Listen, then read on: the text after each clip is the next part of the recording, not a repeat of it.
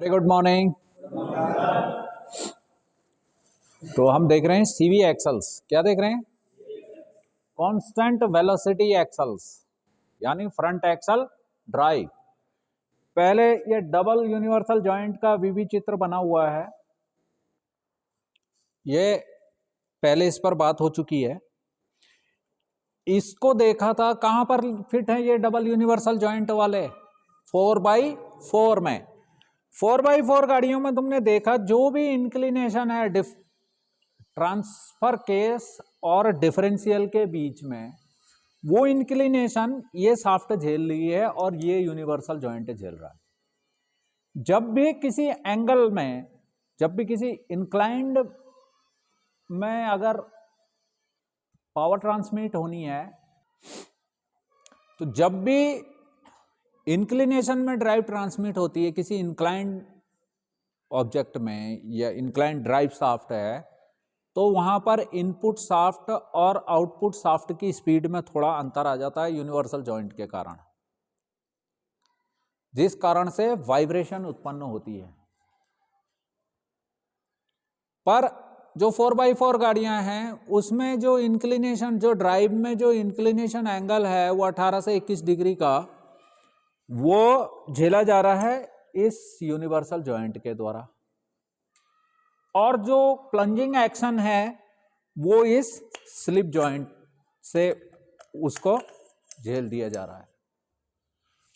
और जो ये डबल यूनिवर्सल जॉइंट का लाइव एक्सल है ये आगे फिट है, ठीक है।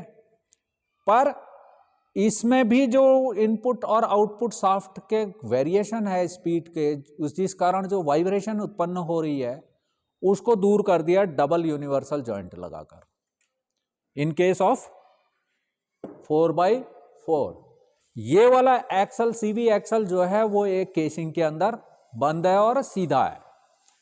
इसके साथ इसको, इस वाइब्रेशन को कम करने के लिए जो जरूरी है वो ये एंगल जब टर्न हो रहा है तो ये दोनों एंगल बराबर होने चाहिए। अब जब फ्रंट व्हील ड्राइव है जिसमें इंजन भी फ्रंट में है, इंजन के साथ ही गियर बॉक्स लगा, उसके साथ ही ट्रांस एक्सल लगा है। ट्रांस एक्सल से जो एक्सल शाफ्टें आ रही हैं वो इंक्लाइंड हैं। गाड़ी पर देखिए, अभी फिर देखेंगे, वो एक्सल थोड़ा सा इंक्लाइंड हैं। इस इंक्लिनेशन के में जो ड्राइव आ रही है गियर बॉक्स से ट्रांस एक्सल से वो इस लाइव एक्सल में, और ये पहियों को घुमा रहा है। तो इसकी जो इनपुट वेलोसिटी है वही आउटपुट वेलोसिटी भी होनी चाहिए, होती है, इसीलिए इसका प्रयोग किया जाता है। इसमें जो इंक्लिनेशन के कारण जो सस्पेंशन के उभार होते हैं, गड्ढे, कभी टायर गड्ढे उभार पे चढ़ रहा है, कभी गड्ढे में जा रहा है, ये पोजीशन होती है, तो वहां के लिए ये स्पेशल जॉइंट यूज किए जाते हैं।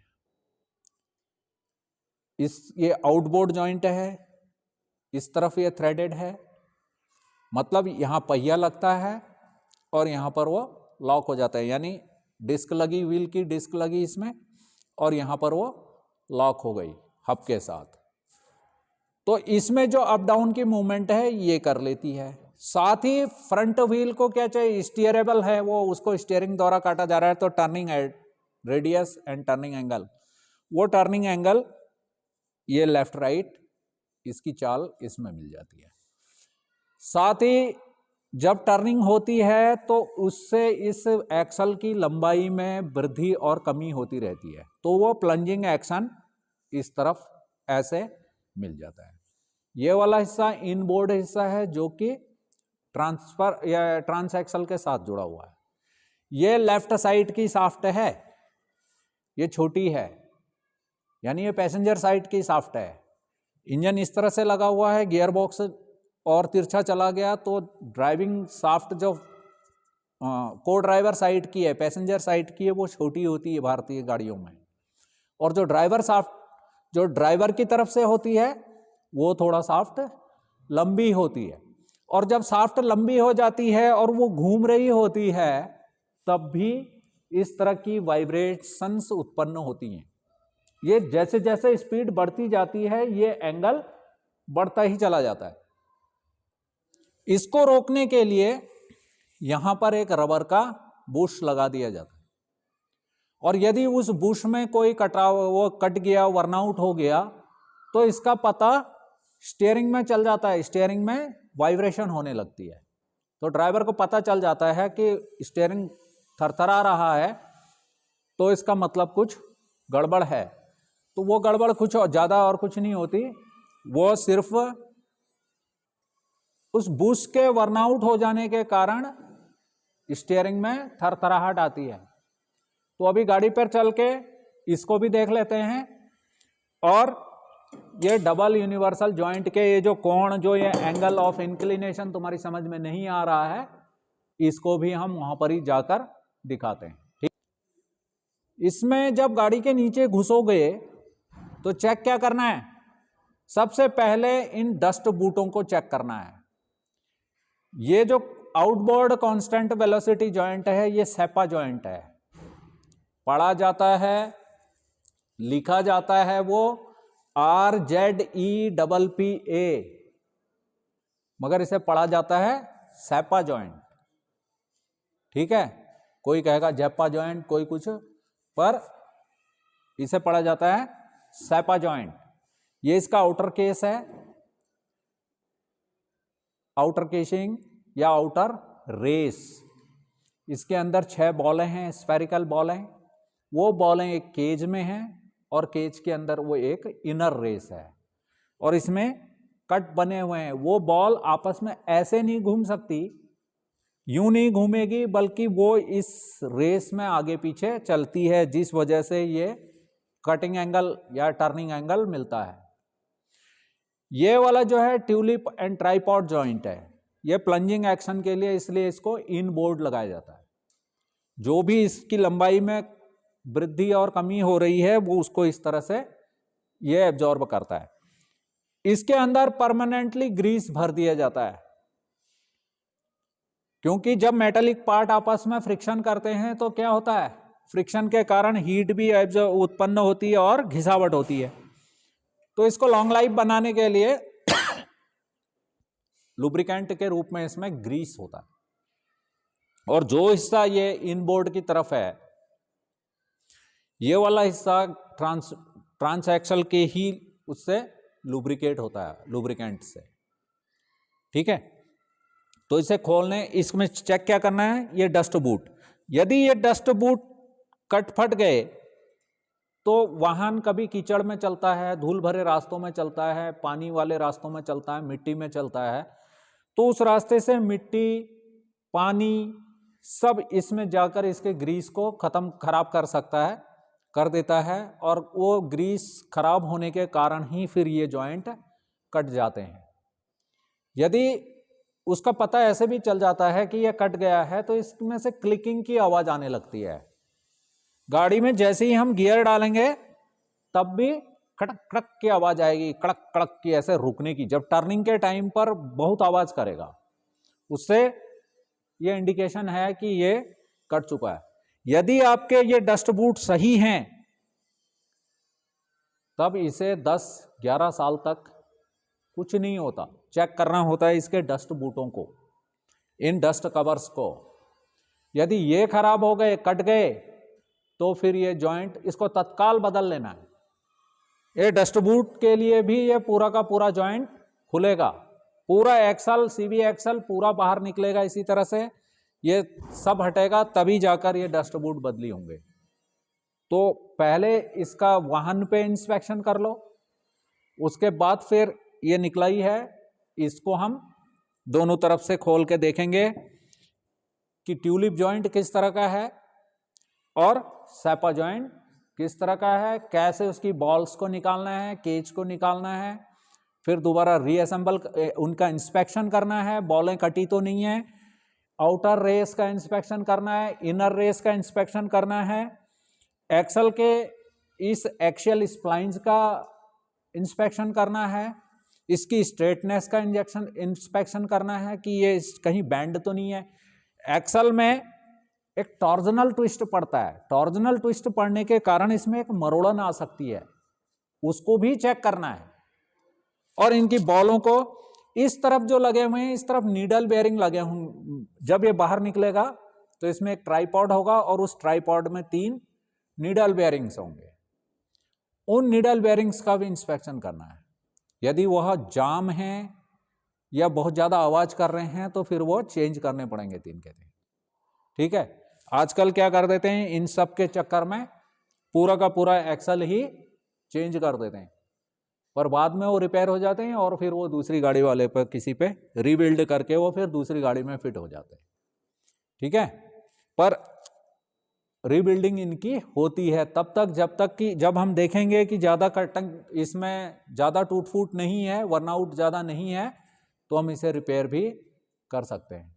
ठीक है, तो इस पर बाद में बात करेंगे जब इसे खोलेंगे और इसका इंस्पेक्शन करेंगे। अभी चलते हैं गाड़ी में। चलो, यह 4x4 का फ्रंट एक्सल। 4x4 में फ्रंट में डिफरेंशियल की आवश्यकता होगी, और जो भी इंक्लिनेशन है, एंगल ऑफ इंक्लिनेशन है, अभी मैंने क्या बोला था, वो शाफ्ट के द्वारा है, क्योंकि गियर बॉक्स थोड़ा ऊपर है और ये डिफरेंशियल थोड़ा सा नीचे है। यहां आने के बाद ये जो एक्सल शाफ्टें हैं जिनमें जो डबल यूनिवर्सल जॉइंट टाइप की है, वो सीधी इस केसिंग के अंदर फिट है। अभी जब इसको खोलेंगे तो यहां पर एक यूनिवर्सल जॉइंट यहां पर है और दूसरा यूनिवर्सल जॉइंट यहां पर है, और जो इंटरमीडिएट शाफ्ट है वो इस तरह से जुड़ी हुई है कि उसकी सेंटर लाइन और अभी इसकी सेंटर लाइन एक ही है। कांस्टेंट वेलोसिटी का मतलब क्या है कि जो velocity input velocity is equal to output velocity, यानी जो इनपुट वेलोसिटी आ रही है उसी वेलोसिटी के अनुसार टायर भी चल रहे हैं। इसमें आगे डिफरेंशियल है, तो यदि टर्निंग करते हैं तो इसमें जब थोड़ा बहुत वेरिएशन आता है वो डिफरेंशियल एक्शन के कारण आ रहा है, पर फ्रंट व्हील ड्राइव वाहनों में ऐसा नहीं है, उसमें सिर्फ ट्रांसएक्सल है, उसमें डिफरेंशियल एक्शन की जरूरत नहीं होती है। वहां पर जो भी कटिंग एंगल मिलना है वह स्टीयरिंग से मिलना है, जो टर्निंग रेडियस है उसका या टर्निंग एंगल है वह स्टीयरिंग के द्वारा स्टीयरेबल है।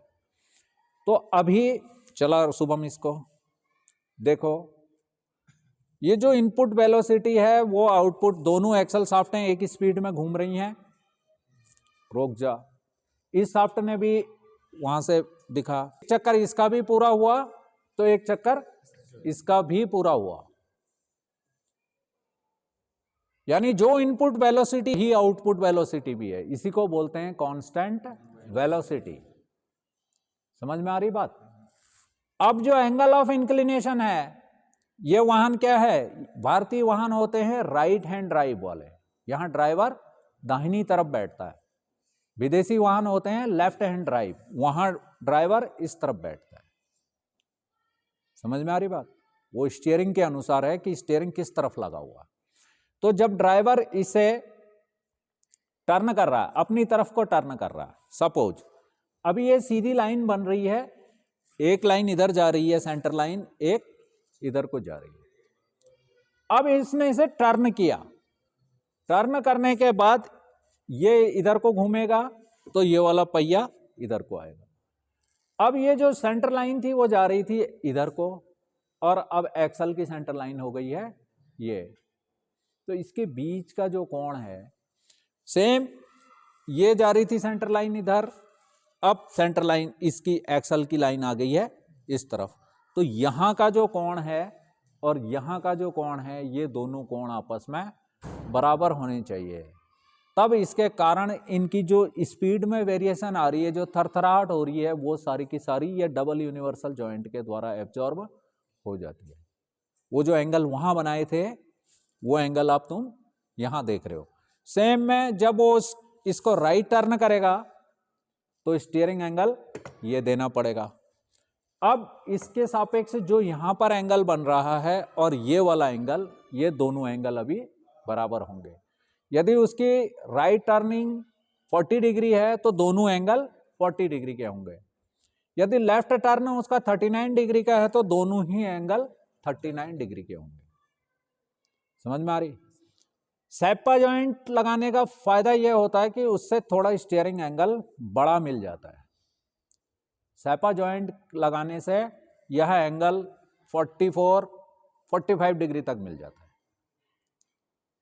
ठीक है, इसीलिए जो आजकल की कारें हैं और जितने भी फ्रंट व्हील ड्राइव वाहन हैं, ज़्यादातर फ्रंट व्हील ड्राइव पैसेंजर कारें होती हैं और वो छोटी छोटी जगहों में इसीलिए वो टर्न कर जाती हैं, क्योंकि उसमें इन बोर्ड जॉइंट जो है वो ट्यूलिप जॉइंट टाइप का है, ट्राइपॉड ट्यूलिप, और जो बाहर की तरफ है वो सैपा जॉइंट है। सैपा जॉइंट में जो स्फेरिकल बॉल होती हैं वो रेस पे इस तरह से चलती हैं और इस कारण से उसमें काफ़ी कटिंग एंगल, टर्निंग एंगल मिल जाता है। ठीक है, अब फ्रंट व्हील ड्राइव कार के नीचे घुस के तुम्हें वहां के एक्सलों का, एक्सल सीधे निकले हैं या झुके हुए हैं? अच्छा, इसके दोनों बूट का देखो, जो डस्ट बूटों का इंस्पेक्शन करो, कटे फटे तो नहीं है? उसका जो सेंटर में बुश लगा हुआ है लंबी शाफ्ट का, उसको चेक कराओ। लंबी शाफ्ट के सेंटर बुश को हिलाओ, उसको। प्ले है, वर्न आउट है। ठीक है बेटा, इसको हम बदल देंगे। इसको पता करना बत्रा के यहां है और उसका पार्ट नंबर, इसका फोटो खींच ले अच्छी तरह से, पार्ट नंबर बताकर ये बुश लाकर इसको चेंज कर देंगे। अब ये बगल वाले जो छोटी शाफ्ट है उसके बुशों को चेक करो, उसके डंडे हिलाकर चेक करो किसी तरह का play, side play, and play. Side play उसको उठाकर दाएं बाएं हिलाकर, और एंड प्ले आगे पीछे करके, प्लंजिंग एक्शन बिना डिस्क को हिलाए। डिस्क नहीं हिलनी चाहिए, अगर डिस्क नहीं हिल रही और ज्यादा प्ले है तो वो एंड प्ले, उसको भी नोट करो। है नहीं है बेटा, अभी भी ओरिजिनल है। डस्ट बूट अगर ठीक हैं तो देख लो, 11 साल होने वाले हैं गाड़ी को, अभी भी इसके सीवी एक्सल एकदम फिट हैं, किसी तरह की कोई घिसावट इसमें नहीं हुई है। तो जो अंदर की तरफ का जॉइंट दिखा वो ट्यूलिप जॉइंट है या किसी दूसरे टाइप का जॉइंट है? ट्यूलिप ही है। ठीक है, और बाहर साइड का सैपा जॉइंट है। इसको बढ़िया तरीके से दिखा ले और बाहर आ जाओ। अब नेक्स्ट में आफ्टर लंच उस पूरे सीवी जॉइंट को खोलना है, सीवी एक्सल को खोलना है और फिर उसका पार्ट्सों का निरीक्षण करना है। टूल बन गया। आज डबल यूनिवर्सल जॉइंट टाइप का भी देख लिया। अब एंगल ऑफ इंक्लिनेशन में कोई डाउट रह गया राम किसान? क्लियर हो गए डाउट सारे? यहां का एंगल ऑफ इंक्लिनेशन देख लिया। जब भी शाफ्ट को इंक्लाइन ड्राइव दी जाएगी तो उसकी स्पीड में थोड़ा सा अंतर आएगा ही आएगा, जिस कारण से उसमें वाइब्रेशन होगी। पर यदि उनमें दोनों तरफ जॉइंट लगा दिए जाते हैं तो वो वाइब्रेशन एब्जॉर्ब हो जाती है। इसीलिए इन इंक्लाइंड प्रत्येक सीवी एक्सल में दो जॉइंट लगे हुए हैं, एक ट्यूलिप जॉइंट और दूसरा सैपा जॉइंट। इसके अलावा जब टर्न करते हैं तब भी एक्सल की लंबाई कम और ज्यादा होती रहती है। तो वो एक प्लंजिंग एक्शन के लिए ट्यूलिप जॉइंट है अंदर की तरफ, और जो अप डाउन की मूवमेंट है ट्यूलिप जॉइंट भी उसको लेता है, और ज्यादा उसका प्रभाव पड़ता है पहियों पर। पहिया ऊपर को उठेगा तो ये एक्सल अंदर की तरफ को जाएगा, तो प्लंजिंग एक्शन को एब्जॉर्ब कर लेगा tulip joint, and up down की जो मूवमेंट है वो सैपा जॉइंट उसको भी ले लेगा, अप डाउन की मूवमेंट को भी ले लेगा, और जो टर्निंग एंगल में के कारण जो वाहन को टर्न करना भी आसान हो जाएगा छोटी छोटी गलियों में। इसीलिए ये कारें आसानी से छोटे मोटे रास्तों में, छोटे छोटे मोड़ों में इस गेट से अंदर को डालने में कोई परेशानी नहीं होती है। ठीक है, it's enough for the day, have a great day.